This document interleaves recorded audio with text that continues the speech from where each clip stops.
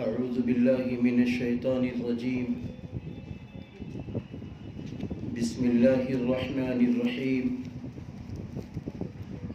الحمد لله رب العالمين،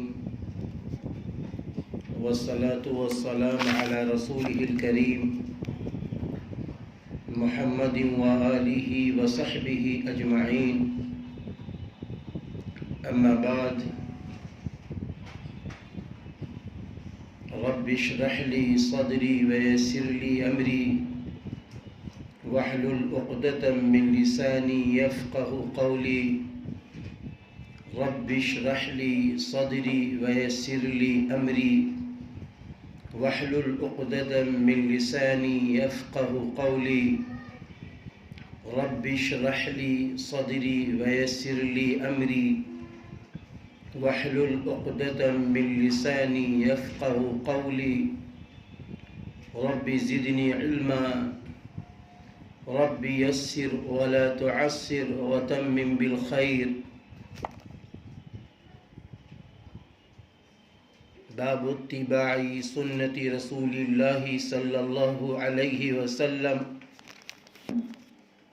حدثنا أبو بكر بن أبي شيبة قال حدثنا شريك عن الأعمش عن أبي صالح عن أبي هريرة رضي الله عنه قال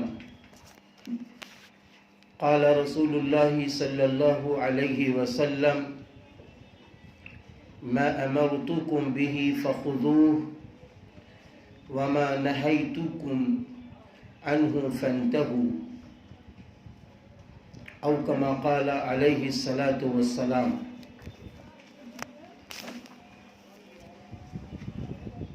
سب سے پہلے رب حقیقی کا شکر ادا کرتا ہوں کہ جس نے آج جامعہ نور الہدی للبنات قصبہ خیر آباد ضلع سیتاپور شاخ دارالعلوم ندوۃ العلماء کو اس نعمت سے سرفراز پر فرمایا کہ آج جامعہ کی بچیاں اس قابل ہوئی کہ ماشاءاللہ بخاری شریف، مسلم شریف کے ساتھ ساتھ سنن ابن ماجہ، موطا، نسائی اور دیگر بڑی کتابوں کو پڑھنے کے قابل بنی. یہ اللہ تعالیٰ کا فضل ہے.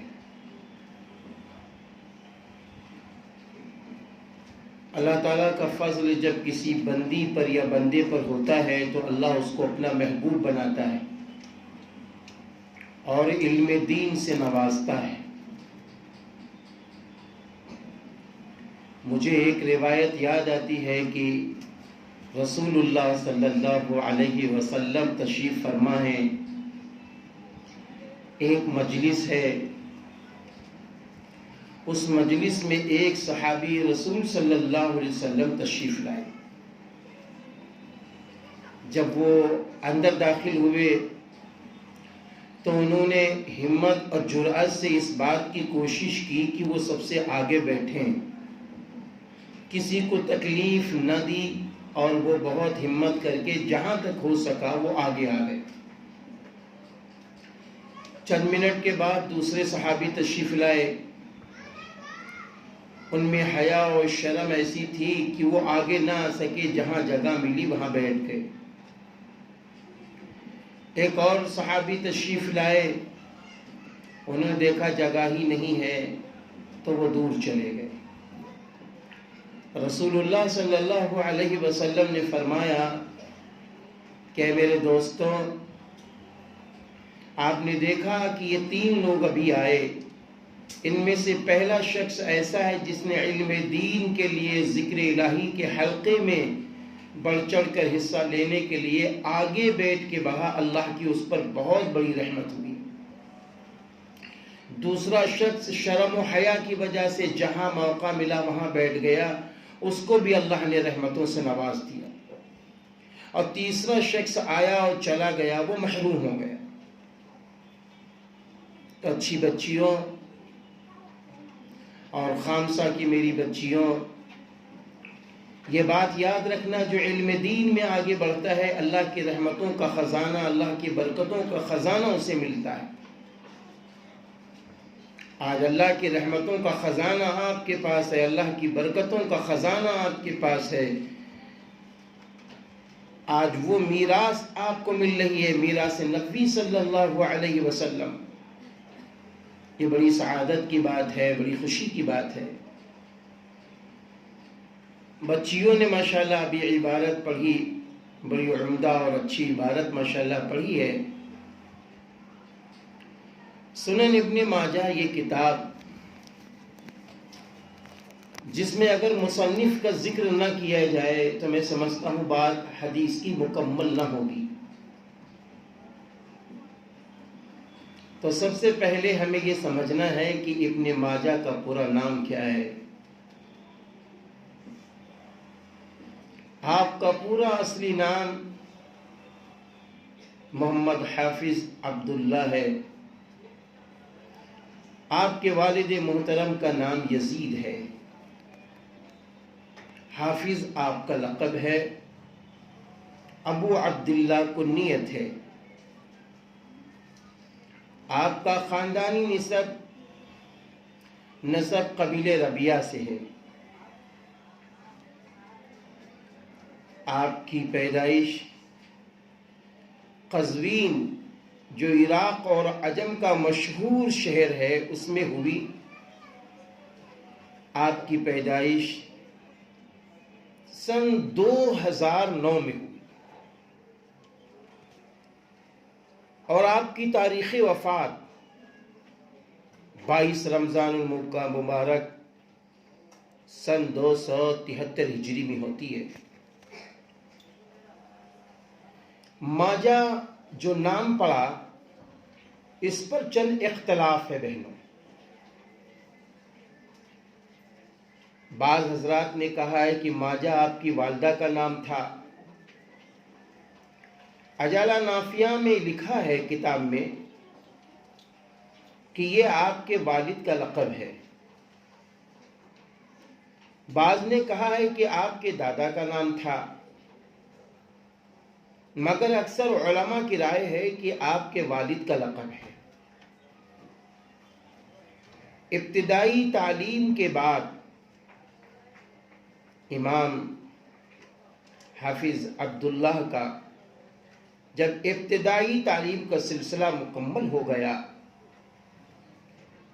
تو حدیث کے سلسلے میں، حدیث کی تلاش کے سلسلے میں اپنا وطن کے ساتھ ساتھ، اپنے وطن کے ساتھ ساتھ بیرون وطن خراسان، حجاز، شام اور مکہ و مدینہ، کوفہ، بغداد وغیرہ میں آپ نے سفر کیا۔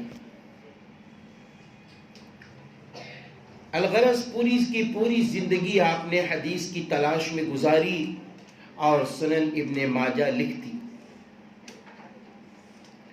جہاں تک اساتذہ کرام کی بات آتی ہے تو ایک بڑی تعداد اساتذہ کی ہے آپ کے۔ اساتذہ میں ابراہیم بن منذر، عبداللہ بن معاویہ، محمد بن عبداللہ وغیرہ شامل حال ہیں۔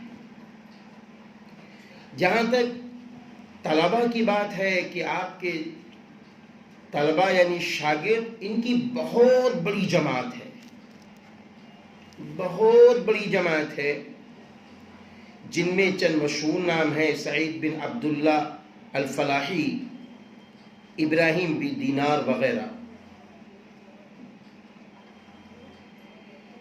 ابن ماجہ کی 3 کتابیں بڑی مشہور ہیں،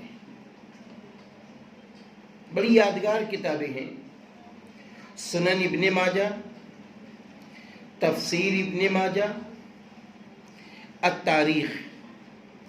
التاریخ کتاب یہ صحابہ کرام رضی اللہ عنہم اجمعین سے لے کر مصنف کے عہد تک شامل ہے۔ جہاں تک کتاب ابن ماجہ کی مقبولیت افادیت کی بات ہے تو اس کا اندازہ اس سے لگایا جا سکتا ہے اچھی بہنوں کہ جب یہ کتاب تصنیف کر کے حافظ ابو زرعہ کی خدمت میں رحمہ اللہ کی خدمت میں پیش کی گئی تو اس کو دیکھ کر بے ساختہ وہ بول اٹھے۔ اگر یہ کتاب لوگوں کے ہاتھوں میں پہنچ گئی تو اس دور کی اکثر جوامع مصنفات بیکار اور معطل ہو جائیں گے۔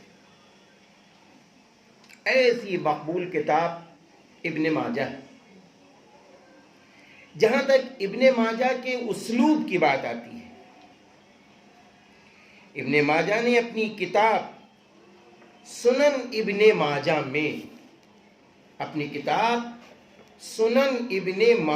میں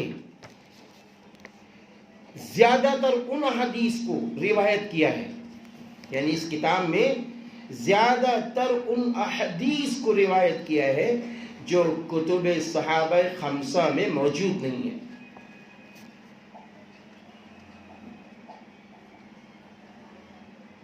دوسرے کوئی حدیث مقرر نہیں لائے۔ صاحب کتاب ابن ماجہ نے رحمہ اللہ نے کوئی حدیث مقرر نہیں لائے۔ زیادہ تر مسائل اور احکام پر حدیث ہیں اس کتاب میں، زیادہ تر، بہت زیادہ تر اس میں موجود ہے۔ اب دیکھیے باب اتباع سنہ رسول اللہ صلی اللہ علیہ وسلم۔ حدثنا ابو بکر بن ابی شیبہ رضی اللہ عنہ حدثنا شریک عن الاعمش عن ابی صالح عن ابی ہریرہ قال رسول اللہ صلی اللہ علیہ وسلم ما امرتکم به فخذوه وما نہیتکم عنہ فانتہوا۔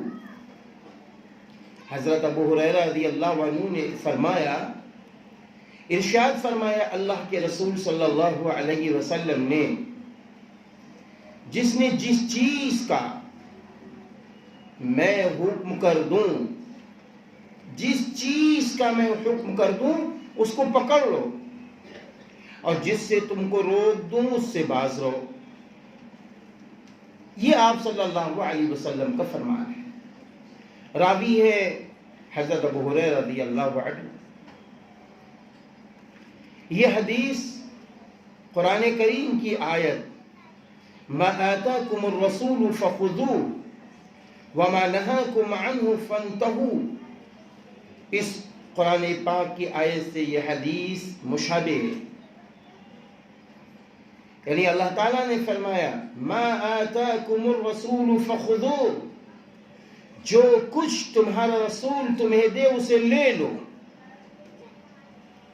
وما نہاکم عنہ فانتہوا، اور جس چیز سے تمہارے رسول تمہیں روک دو اس سے رک جاؤ۔ اب چاہے کوئی حکم مال کے متعلق ہو، چاہے کوئی حکم کسی دین کے متعلق ہو، جس چیز کے بھی متعلق حکم ہو جائے محبوب نبی کا کہ یہ کام کرو، چاہے تجارت کے متعلق ہو، چاہے زراعت کے متعلق ہو، چاہے نکاح کے متعلق ہو، چاہے مال کے متعلق ہو، جس چیز کے بھی متعلق رسول اللہ صلی اللہ علیہ وسلم کا فرمان ہو جائے کہ یہ کام کرو تو وہ کرنا ہے، حکم کے مطابق فوراً تیار ہونا ہے۔ اور جس چیز کے متعلق آپ فرما دیں یہ کام نہ کرو، اس کام سے باز رہنا ہے، کتنا بھی نفع ہو، اربوں کھربوں کا کیوں نہ نفع ہو، ہمیں اس کام کو چھوڑ دینا ہے۔ یہ جو سنت ہے نا، یہ ایک قانون الہی اور شریعت ہے۔ آپ جانتی ہیں کہ رسول اللہ صلی اللہ علیہ وسلم نے جہاں فرما دیا وہ سنت، جہاں عمل کر کے دکھا دیا وہ سنت، جہاں اپنے خطاب کر کے بتا دیا وہ سنت، جہاں آپ خاموش ہو گئے وہ بھی سنت. یعنی رسول اللہ صلی اللہ علیہ وسلم کے سامنے صحابہ رضی اللہ عنہم کبھی آپس میں گفتگو فرماتے تھے. اگر کوئی گفتگو ایسی ہوتی کہ جو شریعت کے خلاف ہے تو نبی پاک صلی اللہ علیہ وسلم فوراً ٹوک دیتے, اور اگر شریعت کے مطابق ہے تو آپ صلی اللہ علیہ وسلم خاموش رہتے. تو یہ بھی سنت ہے. اور یاد رکھنا, قانون الہی اور شریعت پر عمل کرنا واجب ہے, واجب ہے. اسی لیے اللہ رب العزت نے قرآن کریم میں فرمایا ہے, لَقَدْ كَانَ لَكُمْ فِي رَسُولِ اللَّهِ أُسْوَةٌ حَسَنَةٌ, تمہارے لیے بہترین نمونہ موجود ہے حضرت محمد صلی اللہ علیہ وسلم کی زندگی میں. اسی لیے اللہ نے فرما دیا ہے کہ پورے قرآن پاک کو سامنے رکھو, میرے نبی کی شریعت کو سامنے رکھو. اما جان حضرت عائشہ صدیقہ رضی اللہ تعالی عنہ کے پاس چند صحابہ رضی اللہ عنہم اجمعین تشریف لائے کہ فرمایا کہ میرے نبی کے معاملات کیسے تھے, میرے نبی کیسے رہتے تھے. فرمانے لگی, اما جان کیا تم لوگ قرآن پاک نہیں پڑھتے؟ جو قرآن پاک میں ہے وہ نبی پاک صلی اللہ علیہ وسلم کی زندگی میں موجود تھا.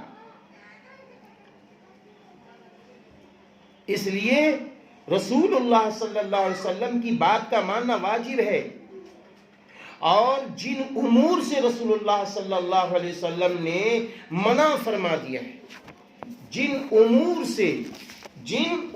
سے رسول اللہ صلی اللہ علیہ وسلم نے منع فرما دیا ہے, ان امور سے بچنا بھی واجب ہے.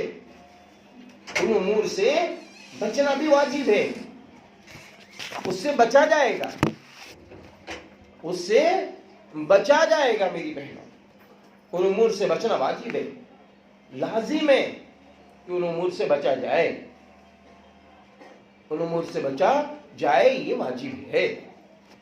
اب اس حدیث کو ہم سامنے رکھتے ہیں تو ہمیں یہ پیغام ملتا ہے کہ رسول اللہ صلی اللہ علیہ وسلم کی پوری زندگی کو اختیار کیا جائے, اور رسول اللہ صلی اللہ علیہ وسلم نے جہاں منع فرما دیا ہے وہاں رکا جائے, اور رسول اللہ صلی اللہ علیہ وسلم نے جہاں عمل کرنے کا حکم دیا ہے وہاں پر عمل کیا جائے, وہاں پر عمل کیا جائے. اس پر عمل کرنا ضروری ہے.